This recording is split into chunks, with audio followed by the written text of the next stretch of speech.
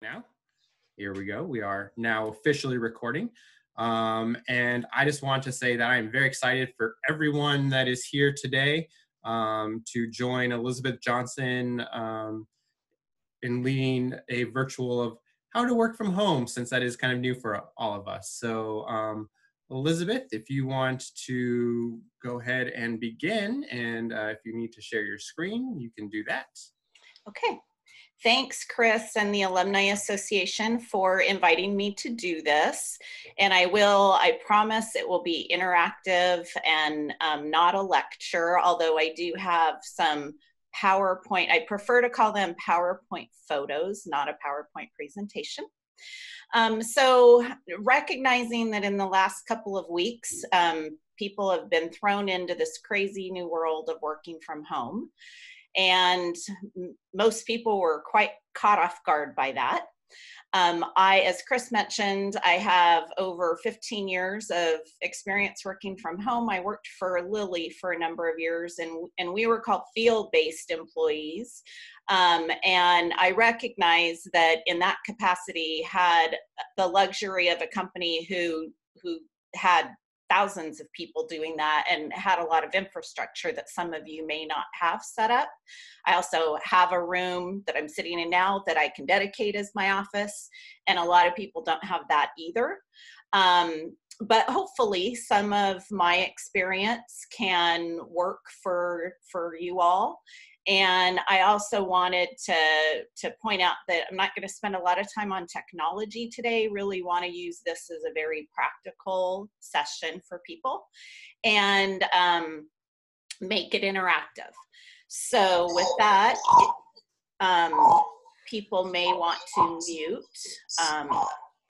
their lines. And I'm going to share here in just one moment. So we're all getting used to technology. And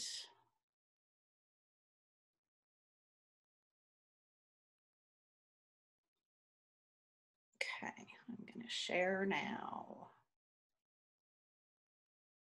In just 1 second, share.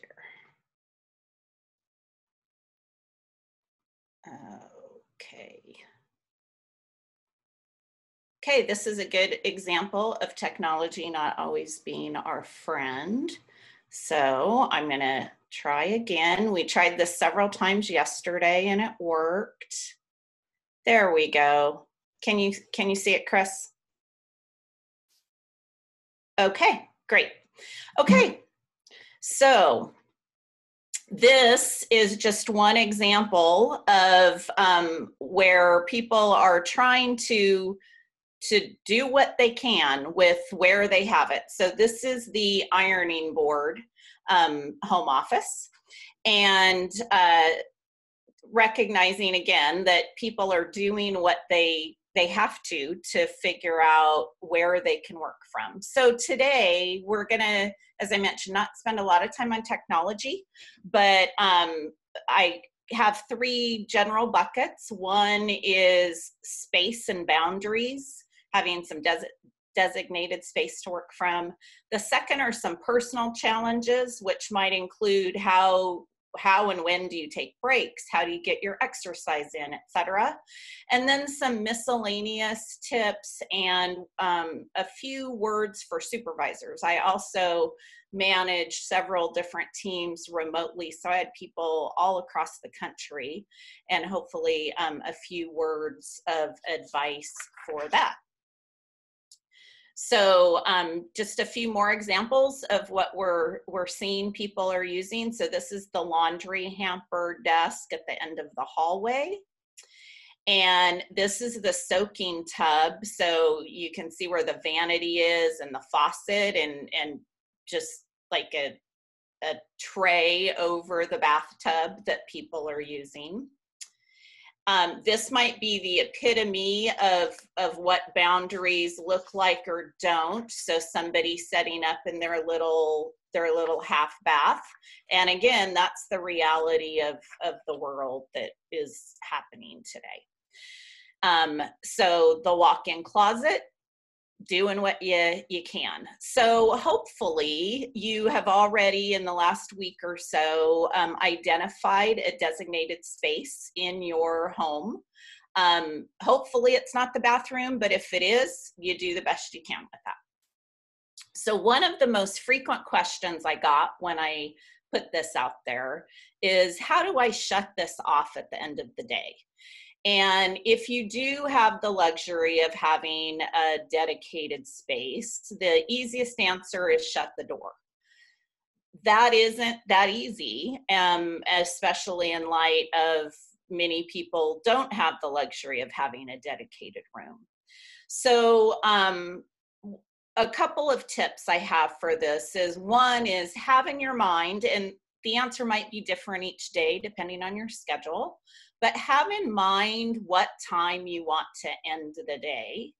And you will hear me repeatedly in the next few minutes as we're talking mention setting an alarm, and any alarm can definitely be your friend in my mind. So if you need the alarm, set it for what time you hope to shut down. If you're, whether it's because now you need to make dinner, or your partner that you live with is also ending their day, whatever that reason is, whatever your trigger is. If you really are having trouble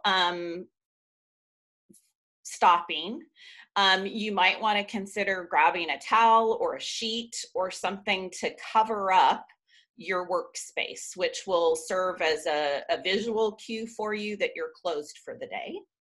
Another tip might be to actually, many of us walk away from the day and we might put our computers on sleep.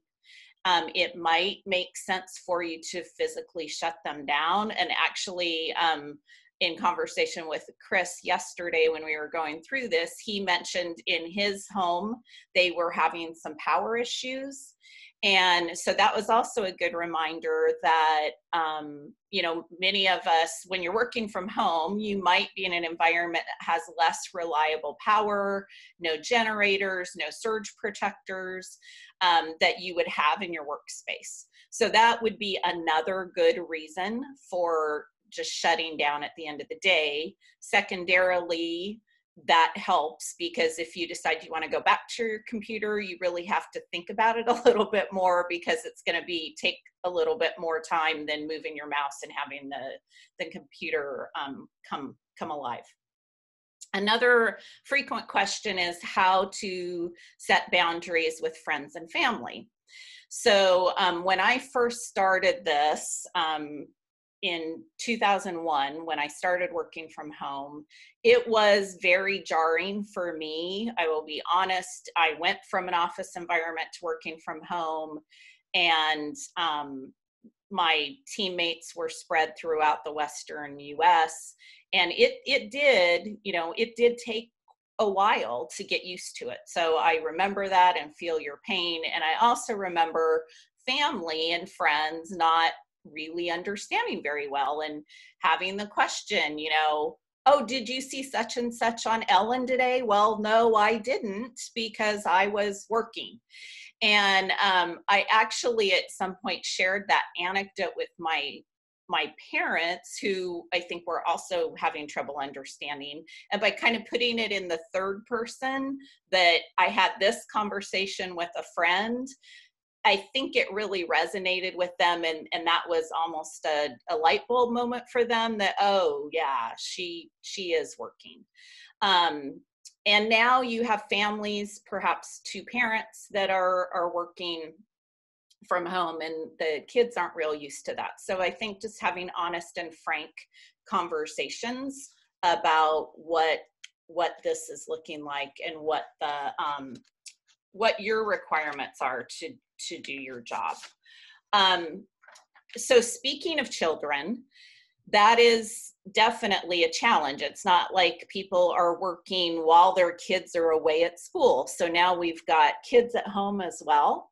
I would suggest or throw out there that if your kids are old enough to understand that you're working, you could set up some visual cues for them, and they would work for other members in the household. So whether it's, getting a piece of red construction paper and green construction paper, and the red is your signal to everybody in the house that you're working or you're on a call. And I think that's where it comes in, is when you're on a call or a webcast with somebody that you really can't be interrupted. So if you have a door, close the door.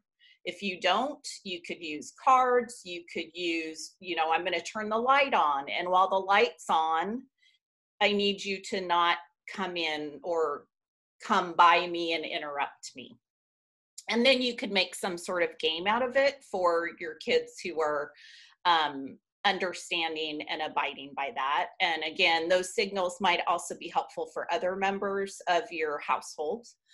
The questions around, if two of you are both working from home and you both have conference calls, how that works, especially in small space.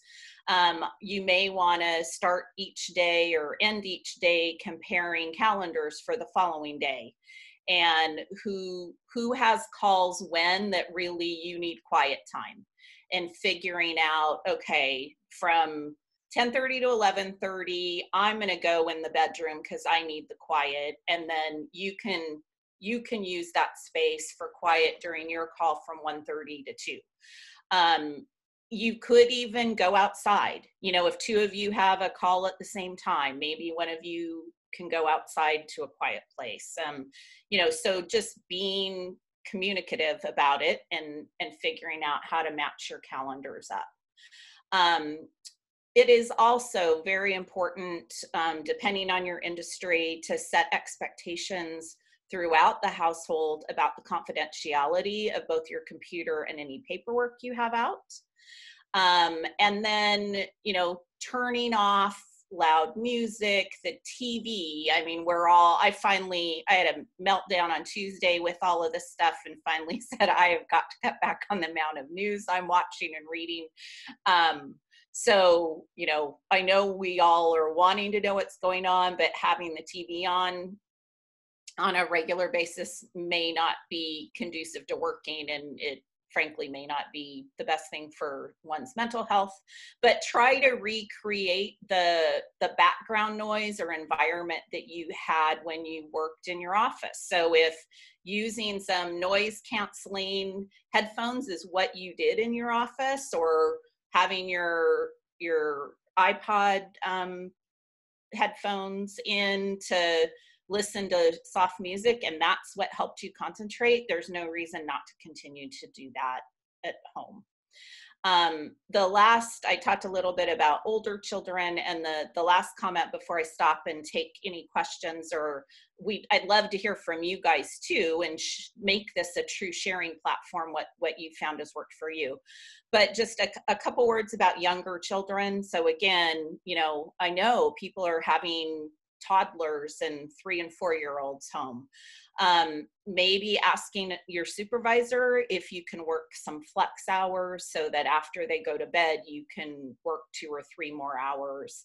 If you have a non-elderly person in your life who is practicing social distancing, and finding out if maybe they can help, even if it's for 2 or 3 hours a day. I would hope that in these crazy, unprecedented time, that employers and supervisors understand the challenges and are willing to work with everybody. And hopefully some of my tips are helpful. So the next topic is going to be more personal challenges around taking breaks and such, but with regards to designated space and kind of setting work hours and when you're going to stop. Those are some of my tips, and happy, Chris, if we can open it up for questions and comments, that would be awesome. All right. So I have seen some people sharing some good tips over here on the chat side. And so how about one of the last ones that was down there, Matt, if you want to unmute yourself and kind of just share your tip for working with kids, and then we can kind of have a little bit of discussion, because everyone has a little bit of a different situation. So Matt, do you mind sharing? Oh, not at all. Can you hear me? Good. Yes. So as some of you who might have seen my video had just seen, my girlfriend's daughter just popped in to visit us. She's with her dad right now, but came by to grab a few things. And so she had been home with us for a little while during this. And so while we were working here in the home as well, she was kind of keeping herself busy with her work projects that weren't schoolwork because she didn't have anything, but she was creating binders full of quotes and pictures and other projects that kept her busy throughout the day. And then when we would take breaks, we would take breaks all together so that we could kind of take that time, catch up, and then okay, back to work mode. Mm-hmm. Great. Great. Thank you for sharing. Yeah, Sally, you also had a good message on there if you want to unmute yourself and then share. Well, my son likes to sleep in, so I'm letting him sleep in.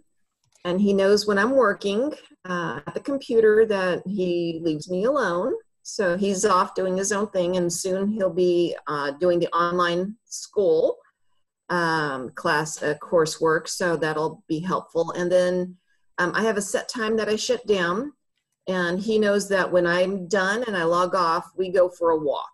So I give him something to look forward to so that he can get out of the house too. All right.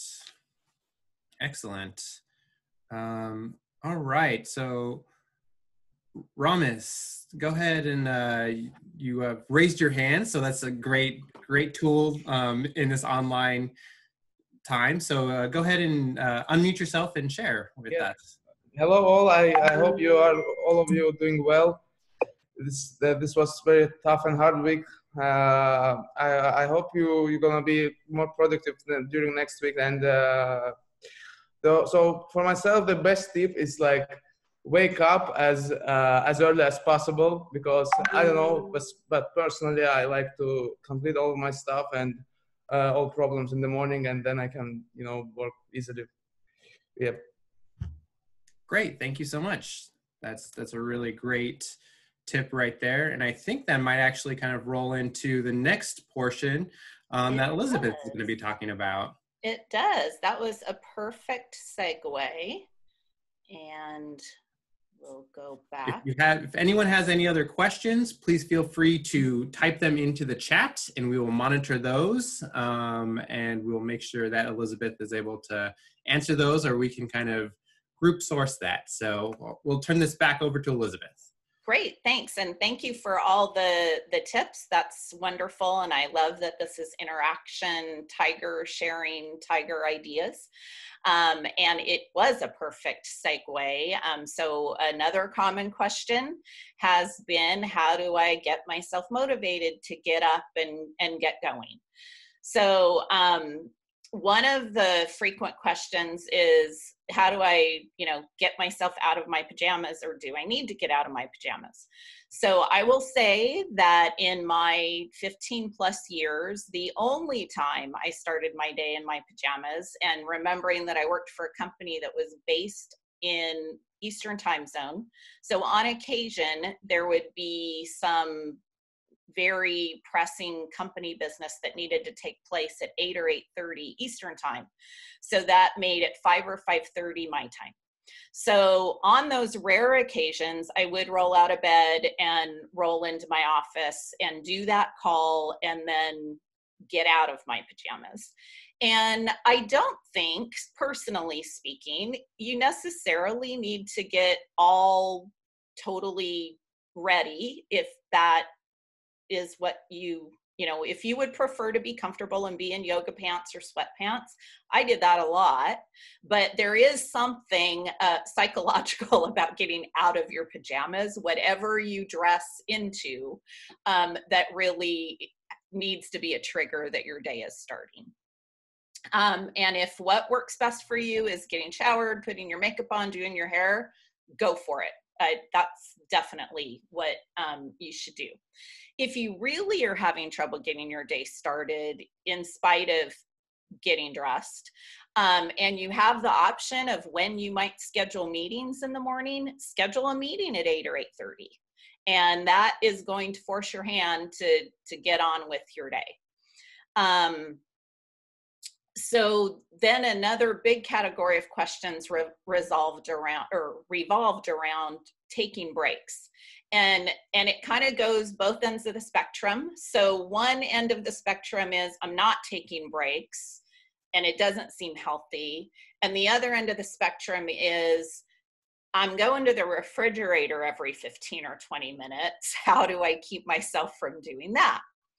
So I mentioned earlier I was going to talk a bit about alarms, and I really do think using an alarm on your phone or wherever you have an alarm could be helpful in both regards. So if you're not taking a break, and I know in this environment people are very worried about their jobs, and everybody really wants to prove that they are contributing from afar remotely and demonstrating their worth. And I get that. The thing to remember is even when you were working in your office, you were taking breaks, even if you didn't think of them as breaks. So when you would go refill your coffee mug in the morning or afternoon, or your water bottle, whatever, it's likely that you were frequently running into coworkers and you'd stop and chat for 5 minutes or whatever. When you had to go pick paper up off the printer, you might have been talking to somebody, or even just physically walking around, you had to go do that. So I would encourage you to just keep in mind that breaks are important. Breaks actually improve productivity. And it's not as if you're doing something that you didn't do while you were in the office. You just might not have really thought about it that way. So if you need to kind of be prompted, I'd set an alarm for every 90, 120 minutes to prompt you to get up for 5 or 10 minutes to take that break. And also remembering that, studies show after about 3 weeks, something becomes habit. So it appears that we're all going to be in this environment for another at least 2 to 3 weeks. So I think you have an opportunity to set some new habits for yourself. And those breaks could be, walk around the house 2 or 3 times, because another question has been, how do I get my steps in, get a little exercise? So while you're on a call, you could walk around the house, just get up and move a little bit. On the other end of the spectrum, if you find yourself, constantly snacking, or go into the refrigerator, you could also use an alarm in that regard and set it for when you now have permission to get up and go get a snack. And that might help. It's also okay to take a true lunch break. Again, most people did that working in the office. I will say from my experience, because I worked for a company my coworkers started earlier than me because of the time zone changes, I was often at my desk by 6:30 or 7. So I tended to eat breakfast sitting at my desk, my yogurt or whatever it was, whether that's, good, right, wrong, or indifferent. That's what I did. But I did actually almost always take a lunch break, and it was just good to get away from my desk. I'd go in, fix some lunch in the kitchen, go into my living room, flip on the new news or whatever was on, my favorite Food Network show, whatever, at the time that I took my lunch break. And sometimes it was only 15 or 20 minutes, but physically removing yourself from the office, getting a change of scenery. And if you're already working in your living room, then maybe you go sit in your bedroom for that change of scenery, or go outside for a few minutes. The other thing that I'm not sure everybody would agree with me, I was just reading some stuff this morning about working from home, which specifically said do your home chores in the morning or evening as you would when you were going to work. I don't necessarily agree with that, and maybe that's because I also traveled a lot for my work. So when I was working in my home office, I was behind on some home things. But I I don't see any harm, especially if you're having trouble getting yourself to take breaks. Go ahead, again, set an alarm, whatever, throw a load of laundry in, or, you know, start the dishwasher. Don't take on house projects that are going to take more than 10 or 15 minutes. You know, don't mop the floor. But, you know, those little projects that you could do, and if that helps you take your breaks, that then you're kind of killing two birds with one stone. So I'm going to pause there before I move into kind of miscellaneous, and staying connected with colleagues will be our next section. So again, Chris, I'm going to stop, and if you have some questions or suggestions, we're good. Yeah. So I think people have been working here on chat, and we've been kind of talking about some of the routines that people have had, especially when there's a lot of people around, which has been really great. Mary Lou actually had a really good insight about some promoting some good healthy habits. So Mary Lou, would you mind unmuting and sharing with us? So Pacific Recreation, they are starting their Healthy Habits Challenge, and it's done via an app, and it's got different, I'm gonna see if I can pull this up. So there are different portals of wellness, so intellectual, financial, physical, and each one, and you can pick one, and they usually take 15 minutes. And then there are like environmental ones, and you can download the app. Amber Cavakar in Pacific Recreation, she's trying to find a way.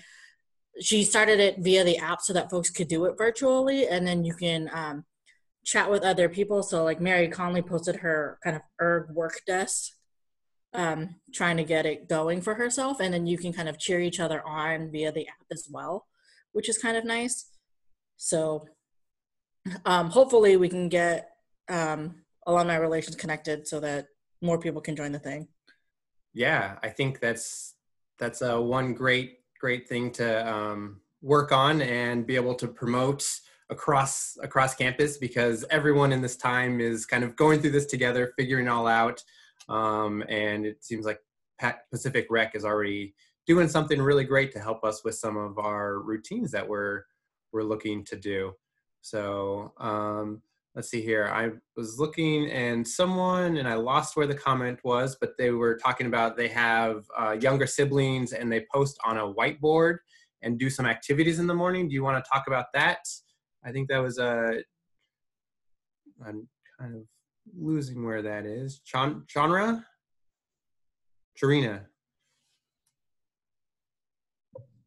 You want to share So that? that was mine, and basically what I do with my siblings, because we're so different in ages. So I'm 22, my brother's 15 now, and my sister's going to be 7. So we're at different stages, so I need everyone to kind of be on the same page.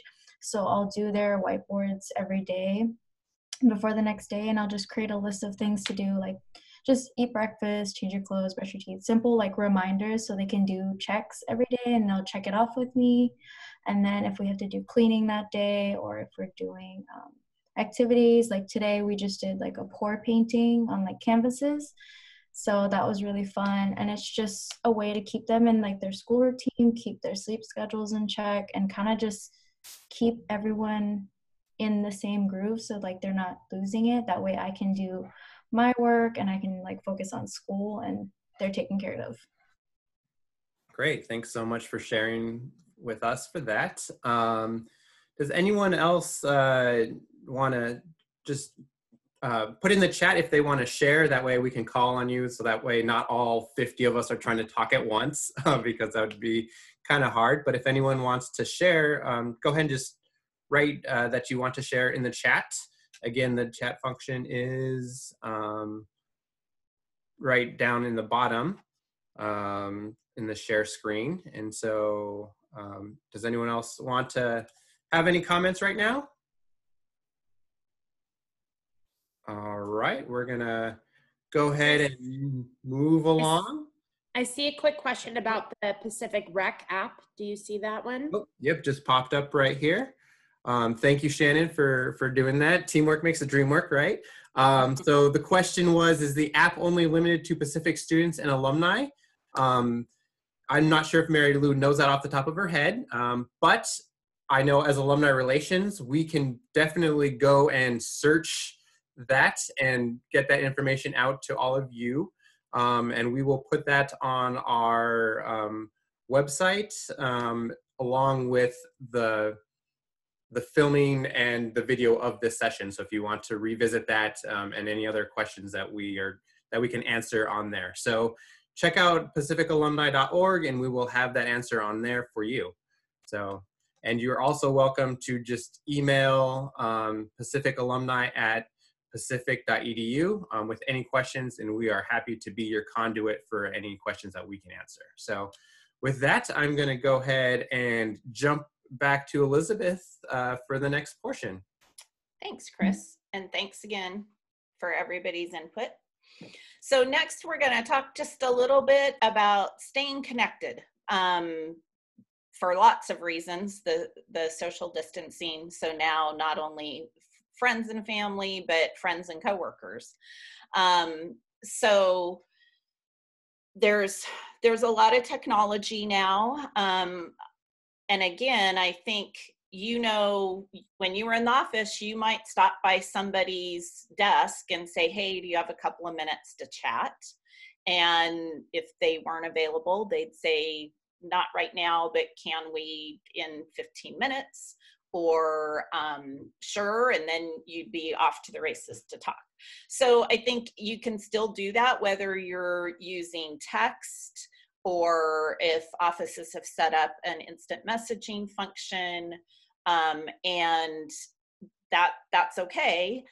If you are working on something that you can't be disturbed. So I know we used to use Skype for Business, so the IM where you could list your status, which could include do not disturb, and use that when you need to if you need some focused time. And if you're available, I personally used to always still, even if somebody said they were available, I would IM them and just say, hey, do you have 5 minutes, or can I give you a call? And we all kind of knew that that's what we did, and it worked very well. And if you need to just be a little, maybe you do need to be a little more formal in this environment and set up a time to talk, that's okay. You know, whether it's, hey, it's 12:30 now, 12:45, could we talk at 2? And then make it a little bit more of a formal appointment. And then I know a lot of people are craving this sort of thing where we can at least see each other's face. And we never, honestly, one of the advantages for when I was working remotely, even with a team of 20 of us across the country, we made a decision that we would never use video chat or any video in our technology. We would use share desktop and conference calls all the time, and that worked great. But we all kind of agreed the advantage of working from home was that we wouldn't need to get up and put makeup on and worry about what we look like. So even for me, working from home for so many years, the video aspect of it is very different for me, because we decided we weren't going to do that amongst our team. So, but you know, I did that earlier this week with one of my good friends who lives in Oregon, and we normally would just talk on the phone, but there's something about this current environment we're in that people are craving the FaceTime, both literally and figuratively. So if that's what works best for you, I would encourage you to do that.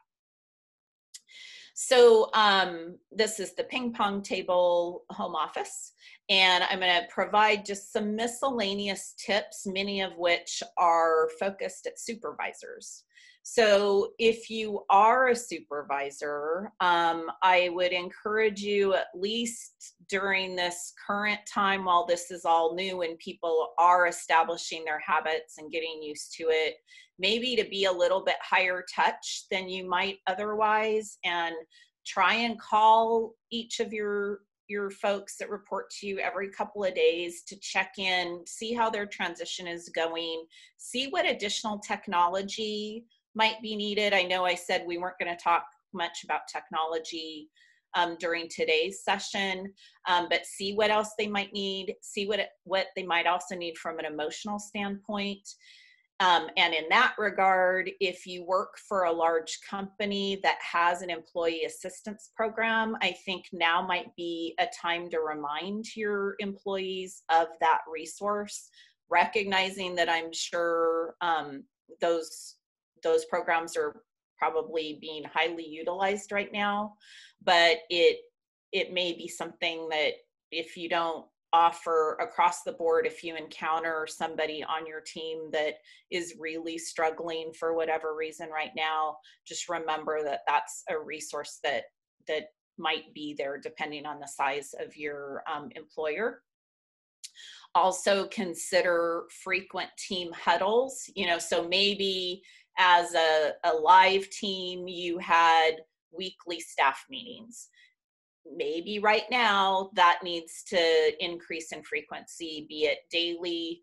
I've been gathering insight for this for the last few days, and a friend of mine mentioned that her team, they are doing daily huddles. And my question for her was, are you finding that that's disruptive to the work that you're trying to do, that you have this daily? And she said, no, it actually is something she just schedules around and it's working really well. So that might be something as a supervisor that you want to consider.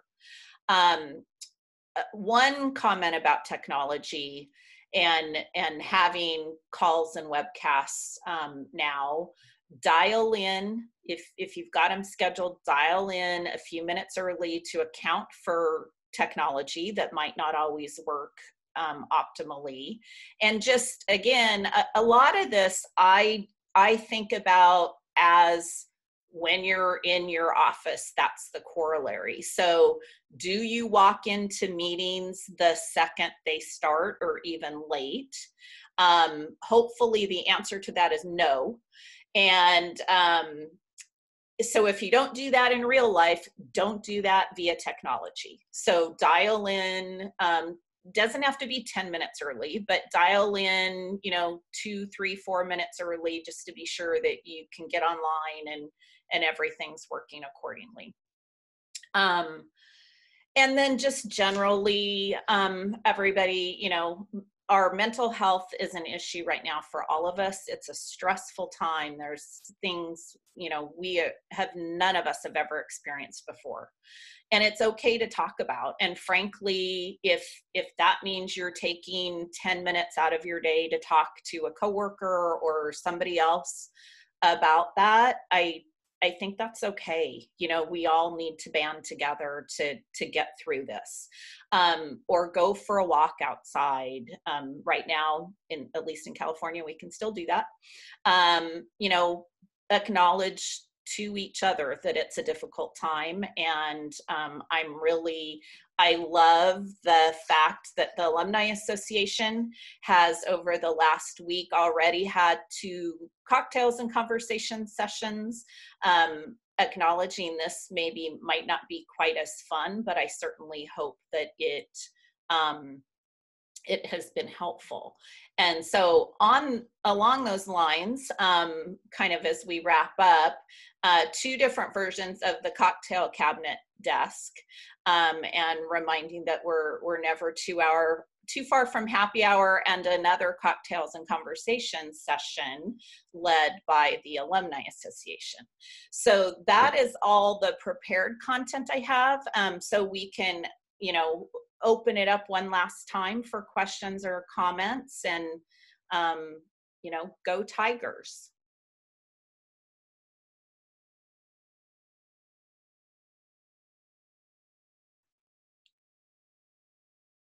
Just got to unmute myself. like talking and no one can hear. So thank you so much, Elizabeth, for sharing some of your tips that you've had. At this time, if anyone has any questions that maybe are kind of burning in your mind right now that you would like to pick Elizabeth's brain. Again, she's had 15 years of kind of working from home, which has been really great. I know for myself, this is the second week, so I'm really trying to figure some of this stuff out. I know I took some great notes about scheduling when my calls are going to be with my roommate and making sure that we're kind of talking about that at the same time to figure out when we can make lunch, if we have a lunch call and those types of things, because that is all changing. But at this point, does anyone have any questions for Elizabeth at the moment? All right, and Shannon, if you see anyone with their hand raised in there, please let us know.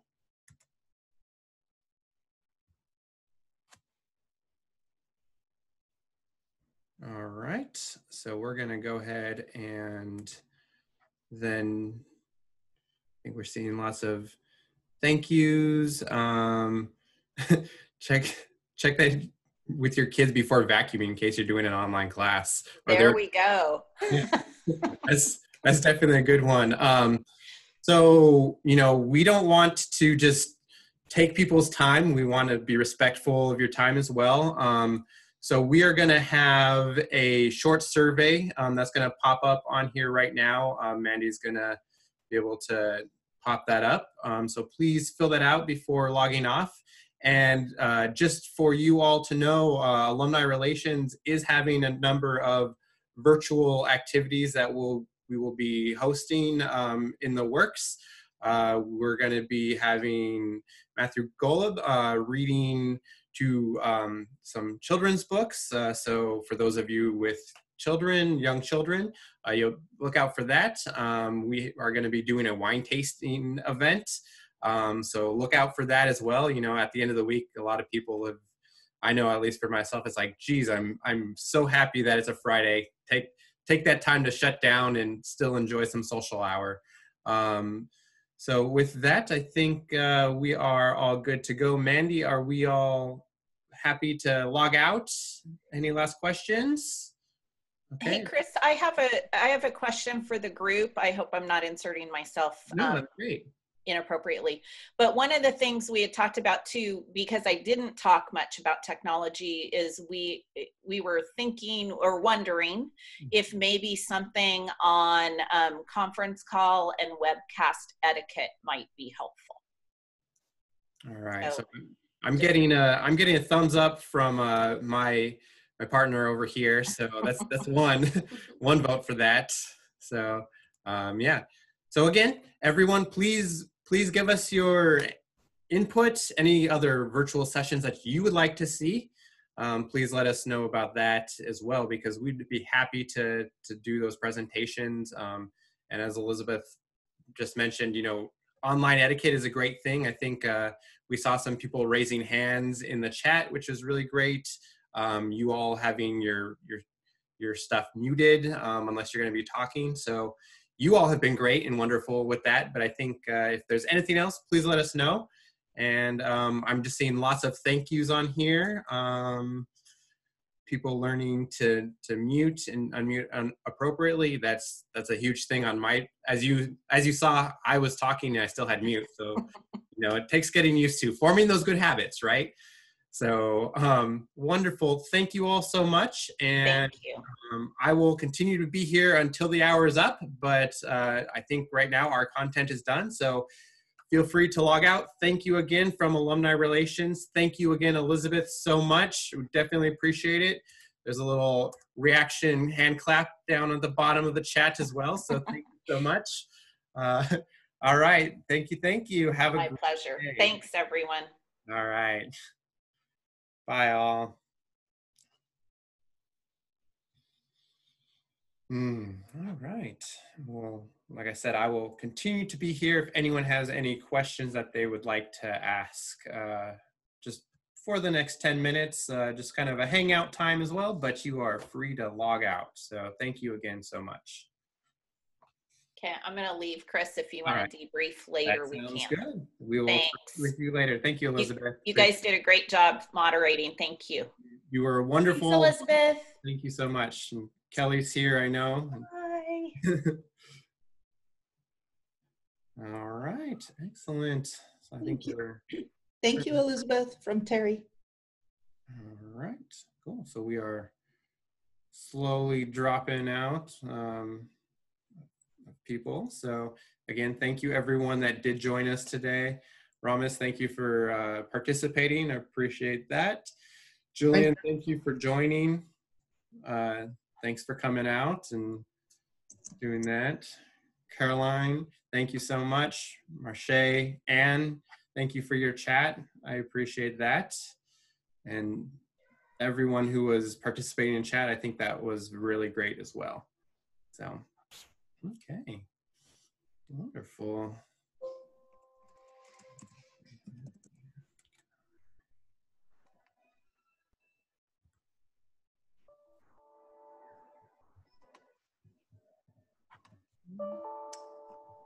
All right, and I'm just going to start logging people out because it doesn't look like anyone has questions. So we're going to go ahead and do that. Thank you again. All right.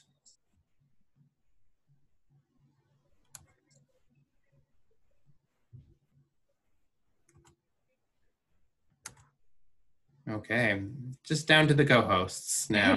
And Marcia. You might want to stop the recording so you don't have to chop the video.